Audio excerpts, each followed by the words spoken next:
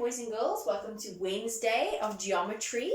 Please write today's date, the 22nd of the 4th, 2020 in your book. And today we're doing geometry of triangles, and that's your heading. So if I had to draw a triangle, and I have to call this triangle ABC, so I'm going to call it triangle ABC. There's different ways I can label this triangle. Please note that this point over here could be called angle A. The other way I can label that angle is if I could call it BAC. BAC. As long as the A is in the middle with a little cuppy on the top. You could also call it CAB. It doesn't matter, but again, as long as the A is in the middle. Where do I get the B and the C? Do you see it starts here from B, goes to A, goes down to C, and angle A is formed. So then I'm talking about this little angle here of the triangle. I can call that angle B. It could also be called angle ABC. Again, you could call it CBA. I'm just sticking to alphabetical order as far as possible. And then lastly, this little corner over there could be known as angle C, referring to that over there, right? And the other thing I could call it is ACB or BCA. Or ACB. This referring to the angle. So the two properties of triangles that we're going to learn today are the interior angles of a triangle and the exterior angles of a triangle. So the first one, the sum of the interior angles of a triangle is 180. Can you remember what our special word is when something adds up to 180? Supplementary. Okay. What do I mean by sum? I mean, if I add the interior angles, what does interior mean? It means inside. So if I add the inside angles of a triangle, it comes to 180 degrees. So if I took this angle plus that angle over there, no matter what kind of triangle I will get 180 degrees. So, if I had statements and reason, I would say angle A plus angle B plus angle C, angle A plus angle B plus angle C equals 180. And here's my accepted reason whenever I use interior angles. Interior angles of a triangle is my accepted reason. My other property of a triangle is exterior angles of a triangle, and it says the exterior angle of a triangle is equal to the sum of the interior opposite angles. So we have this word sum again, which means add, so I must be adding things together. So this outside angle here, there's my exterior angle. It's my triangle ABC is extended. So do you see how line BC has been extended to D, which makes an exterior angle, is equal to the sum of the opposite interior angles. Is this angle here, which is called C2, is this opposite to C1? So just quickly diverging, what do I mean by C2 and C1? If I was to just draw it like this, do you see I've labeled it C? Now, if I spoke about angle C, there's a question around which angle am I speaking about? Because am I speaking about that, because that's also angle C, or am I speaking about here, because that's also angle C? So to erase that confusion, we label it with numbers. So if I was speaking about the blue angle, in this case, I'd be speaking about angle C2. Or if I was speaking about the red angle, which we are speaking about there, I'd be speaking about angle C1. So that's what the 1 and 2 is. Okay, but do you think 1 and 2 are opposite one another? No, we learned about a special word when we did geometry of straight lines. We learned that they are adjacent, they're next to. So I'm not adding this one in. So what are the opposite angles to C1? The opposite angles to C1 is that angle here, and that angle there. You see how this is on the outside? The line has been extended and it's the sum of the two opposite angles. So, what would my statement look like? I would have C1, the angle on the outside, the exterior angle, is equal to the sum of the two opposite interior angles. And my opposite angles inside are angle A and angle B. So angle A plus angle B. And my accepted reason, if I ever see the property of an exterior angle, is exterior angles of a triangle.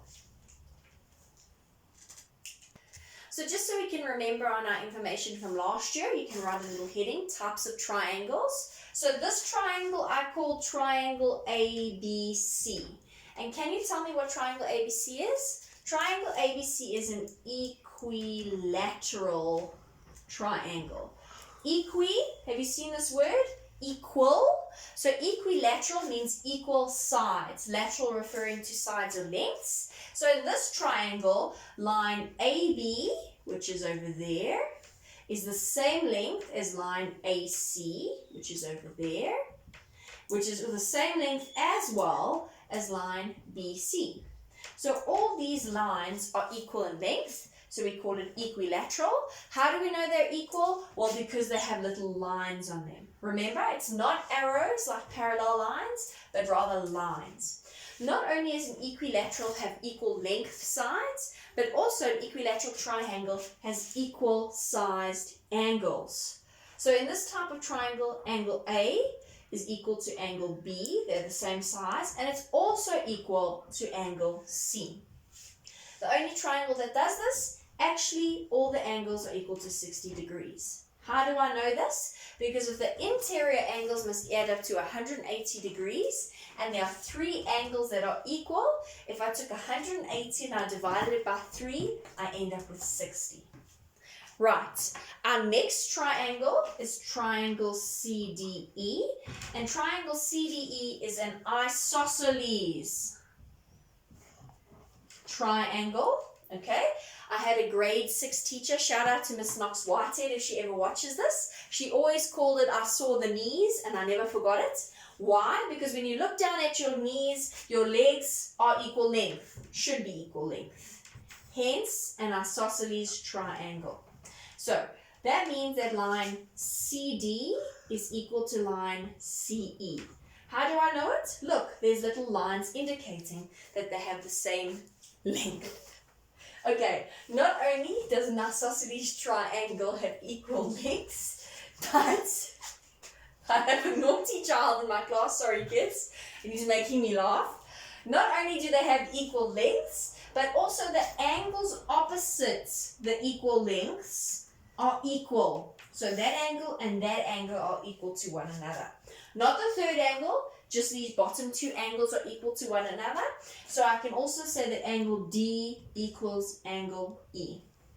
And the size of these angles, I can't pinpoint exactly like I did here as 60, because the size of these 2 equal angles, or sharing of the angles, is dependent on how big the size of this angle C is. So the bigger angle C is, the smaller these 2 will become, but equal. Or the smaller angle C is, the bigger these 2 will become, but still equal. And then my last triangle has nothing special on it. There's no lines to indicate equal length. So this is triangle F, G, and H. Triangle F, G, H. And triangle FGH is nothing special about the sides, nothing special about the angles, and I call this kind of triangle a scalene triangle. Scalene probably has an E on the end. Spelling isn't my forte. And then the last 2 types of triangles I'm going to talk to you about. Here I've got triangle HIJ. I haven't indicated anything special about the lengths, so it probably isn't a scalene triangle, triangle HIJ. But what I want to tell you is this triangle is called an acute triangle. Why is it an acute triangle? Because acute. It has a very small angle that's smaller than 90 degrees. So, any of these angles are actually smaller than 90 degrees, and that's what makes it an acute triangle. All of them are smaller than 90 degrees. An acute triangle. And then over here, I've got triangle KLM.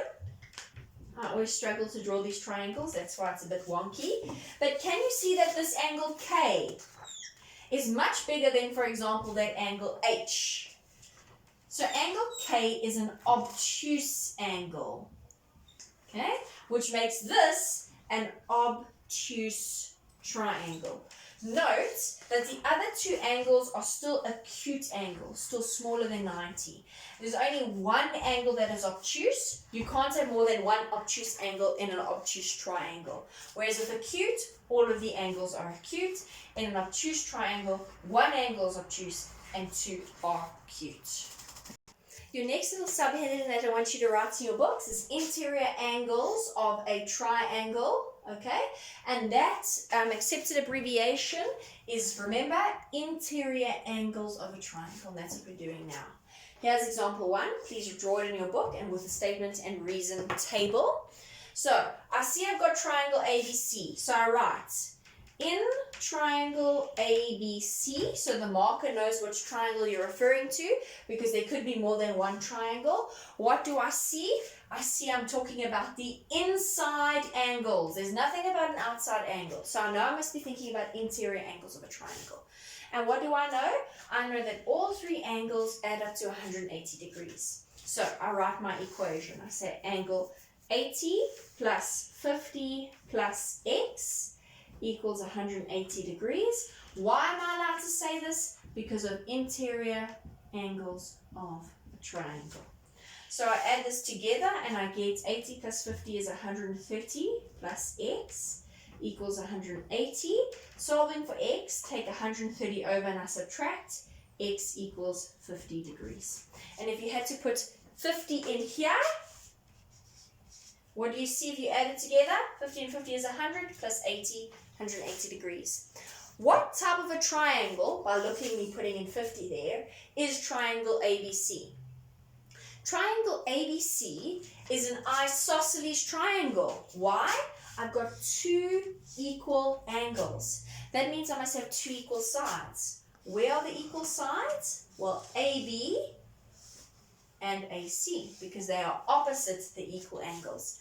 I didn't tell you this earlier by your isosceles triangle, but very important, an isosceles triangle has a reason that for geometry that is very different to what you know.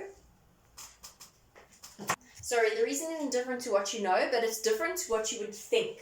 So if I had an isosceles triangle like this, and I said to you that this was, let's make it 50 degrees, okay? I know that angle B and angle C are equal because they are opposite the equal lengths, right? How do I work it out?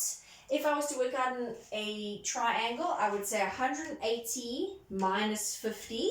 Why do I minus 50? Because I know of interior angles of a triangle. That's why I had 180. And then what do I do with that 130?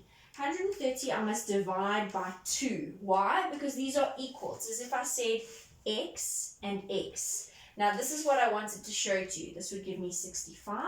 So in other words, this would be 65 degrees and this would be 65 degrees. What's important is my reason here. My reason here is very funny. It is called the angles that are opposite equal sides. You cannot write isosceles triangle if you see an isosceles triangle. This is the accepted reason, right until matric.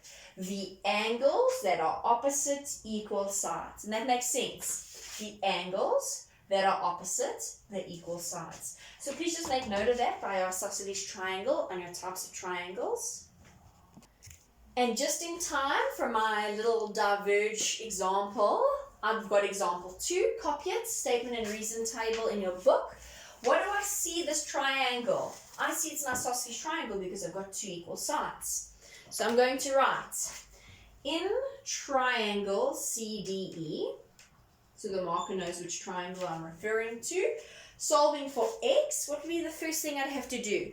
I'd have to take the interior angles, because remember, this is also equal to x, because it's an isosceles triangle. I'd have to take the interior angles, which is 180, and subtract. So I take 180 minus 110, which leaves me with 70 degrees. Why do I say this? Because I'm checking the interior angles. So my reason, as soon as I say 180 minus in a triangle, is always interior angles of a triangle. Okay, what do I do with that 70? Well, I know that 70 must be split equally between the two bottoms here. So I say 70 divided by 2, which is 35. Perhaps I should have said x equals 70 divided by 2, which is 35 degrees. Why can I say this? Funny reason, the angles that are opposite equal sides. Okay. What do you notice if you had to put 35 and 35 in here? If you had to add it together, you would get 180. When you are doing an isosceles triangle, there are always two sets of reasons that come with it. Because you always first have to do the 180 minus because of interior angles, and then when you divide by 2. So these are the two mathematical steps you're doing. 180 minus, which needs a reason, and dividing by 2, which needs a reason.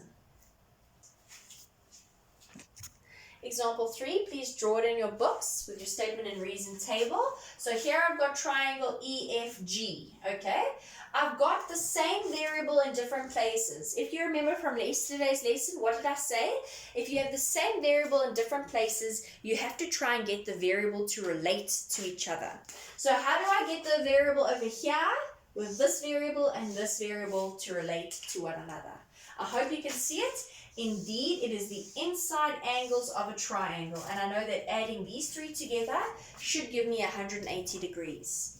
So I've got in triangle EFG. What do I know? These three angles, when added together, should give me 180, so I'm forming an equation. X plus 2x plus 3x should equal 180 degrees. Why can I make it add up to 180 degrees? Because of interior angles of a triangle. Right? So here I've got 3x plus 3x, which is 6x equals 180. How do I solve for this? I divide by 6. I divide by 6. I end up with x is equal to 30 degrees. Okay, so that means if I had to ask you how big is angle E, well, using x is 30, how big is angle E? E is 2 times 30, which is 60. How big is angle F? It's just 30 degrees. And how big is angle G? It's 3 times 30, which is 90. So 90 plus 30 is 120, plus 60 is 180. So my inside angles add up to 180. Okay, grade 9, so next little heading is exterior angles of a triangle, and the accepted abbreviation for this, remember, is exterior angles of a triangle. So that's what you use under your reasons. This can get very tricky. So remember, it's the outside angle is equal to the sum of the opposite angles in the triangle. So it can look like different things. Here's my triangle. Let's call it triangle ABC. But I extend C to D. So this is a straight line. BD is a straight line. It can look like this. So remember, this outside angle equals this angle plus that angle over there. That one a lot of kids can see. Some of them that they can't see, if I keep with triangle ABC, for example, there, you'll see why. If I extend a BA and I extend it up like that, should have actually written it over there. This is also an exterior angle of a triangle. I've got A1 and A2. Can you see that A2 is outside the triangle? So it must equal to that angle plus that angle. Perhaps I can stick one last one in. If I drew triangle ABC again, I'm just trying to give you ideas. So here's A, B, C. Let's keep that as C and make this B. And I extend that there to D. AD is a straight line. I've got B1 and B2. So that means B2 on the outside is equal to that plus that, the opposite angles. So just to give you an idea of the different ways that exterior angles can look. It's not always straightforward like this. Example 1 for exterior angles of a triangle. Please draw it in your book with a statement and reason table. So, example 1, can you see that this, I'm dealing with triangle ABD? Here is my X on the outside. As soon as it jumps from the inside outside, you should be thinking of exterior angles. What do I know about this angle on the outside? Is equal to the sum of the two opposite interior angles. Again, it's got nothing to do with this adjacent angle. It's the opposite angles. So, here we go. My equation looks like this. X equals 40 plus 60. Why can I say X is that big? Because I know exterior angles of a triangle. Whoops, what did I forgot to put in at the beginning? I forgot to say in triangle ABD. We should put that in the beginning. So that's the first example. Example 2 looks like this with the statement and reason table in your book, please. Okay, so I've got an angle on the outside. Again, we're moving from the interior angles to the outside angles, so you should be thinking of exterior angles. Exterior angles tells me this, that the outside angle equals this plus that, the opposite angles. So let's put that as an equation. So I have 150 equals this plus this, x plus 60. Why can I say this? Because I'm dealing with an angle on the outside of a triangle, so I must use exterior angles of a triangle. This is an equation solving for x. I hope you can see it. We take the plus 60 over and it becomes 150 minus 60. So how big is x? X equals 90 degrees. Let me just check, my brain is tired. Yes, 90 degrees. Okay, that's interesting. So this is 90, not drawn to scale, remember? It's just drawn with information. That is 90. I didn't speak to you about this, but what kind of a triangle is it? You've seen this online when we did Pythagoras. If I've got a triangle that has 90 degrees, what do I call this? A right angle triangle. Not drawn to scale, but this is definitely a right angle triangle. So example 3, with your statement and reason table in your books, please. So I look, what do I notice? I've got triangle KML or KLM, and I've got the same variable in 3 different places. So what have I said through our lessons? If I've got the same variable in different places, how can I relate the variable to each other? So here, here, and here. What can you see? I've got an outside angle. So this is exterior angles of a triangle. What does exterior angles of a triangle tell me? It tells me that this angle on the outside is equal to that angle plus that angle. It's equal to the sum of the two opposite angles. So I need to form an equation. So I write and I tell the marker, in triangle KLM, this angle is equal, so let's write this angle, 5x plus 10 is equal to the sum of these two angles. So I'm going to add L and M. 3x plus 10, that angle, plus that angle, x plus 5. Why am I allowed to say this? My reason is exterior angles of a triangle. I hope that makes sense. This angle is equal to the sum of the two opposite interior angles. So now I've got an equation. On this side I've got 5x plus 10. Again, why algebra is so important. Here I've got 3x plus x, which gives me 4x plus 15. Let's solve for x. Let's take the 4x over and it becomes minus 4x. And let's take the positive 10 over and it becomes minus 10 on that side. So 5x minus 4x is just 1x or x, and 15 minus 10 is 5.